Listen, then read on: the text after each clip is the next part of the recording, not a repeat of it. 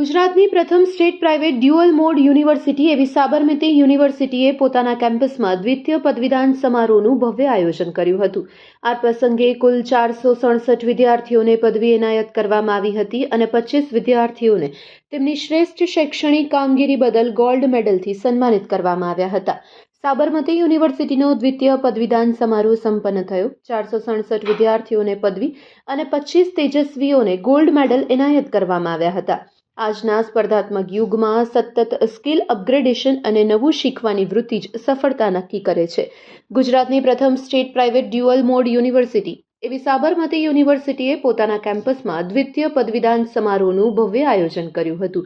મુખ્ય અતિથિ અને મહાનુભાવો આ સમારોહમાં હાજર રહ્યા હતા।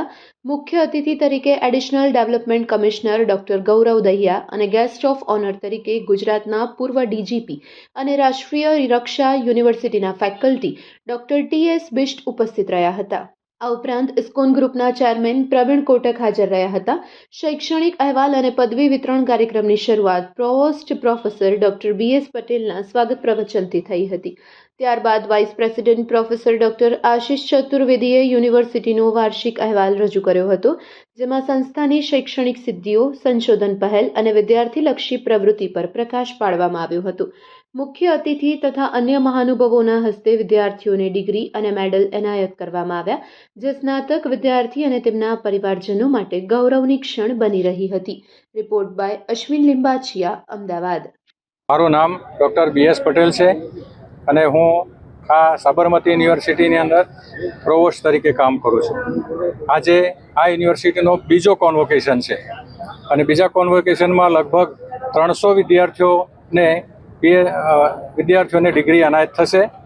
એમાં કેટલાક વિદ્યાર્થીઓ પીએચડી પાસ કરનારા પણ છે અને દરેક કોર્સની અંદર જે હાઈએસ્ટ હોય એ બધા ગોલ્ડ मेडलिस्ट है ने एमने गोल्ड मेडल अर्पण करवामा आवशे। मेरा नाम डॉक्टर ज्योति श्रीवास्तव है। मैं यहाँ साबरमती यूनिवर्सिटी में रजिस्ट्रार के पद पर कार्यरत हूँ।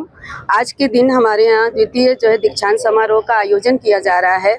इस समारोह में लगभग 300 बच्चों को डिग्री से सम्मानित किया जाएगा और यहाँ पर शहर के विशेष अतिथि लोग पधारे हुए हैं, जिनके कर कमलों से छात्रों को सम्मानित किया जाएगा।